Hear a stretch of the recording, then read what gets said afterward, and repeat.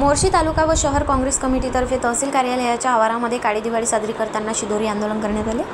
अतिवृष्टीमुळे शेतकऱ्यांच्या पिकांचे अतोनात नुकसान झाले असल्यामुळे दिवाळीपूर्वी शेतकऱ्यांना शासकीय मदत मिळणे आवश्यक असताना मात्र शासनातर्फे नियम अटी पंचनामे शासन निर्णय यांच्यात गुंतल्यामुळे अद्यापपर्यंत कुठल्याच शेतकऱ्याला शासकीय मदत प्राप्त न झाल्यामुळे सर्वच शेतकरी प्रचंड आर्थिक विवंचनेत असल्यामुळे शेतकऱ्यांची दिवाळी ही खऱ्या अर्थाने काळी झाली असून शेतकऱ्यांना कुठल्याही परिस्थितीत दिवाळीपूर्वी शासकीय मदत देण्यात यावी अशा प्रकारच्या मागणीकरिता मोर्शी तालुका व शहर काँग्रेस कमिटीतर्फे तहसील कार्यालयासमोर बेसन भाकर तिखट मिरचीचा ठेचा खाऊन व तहसीलदारांना शिदोरी खाऊ घालून निवेदन सादर करून शिदोरी आंदोलन करण्यात आले। या प्रसंगी महाराष्ट्र सरकार विरोधात प्रचंड घोषणाबाजी निदर्शने करण्यात आली।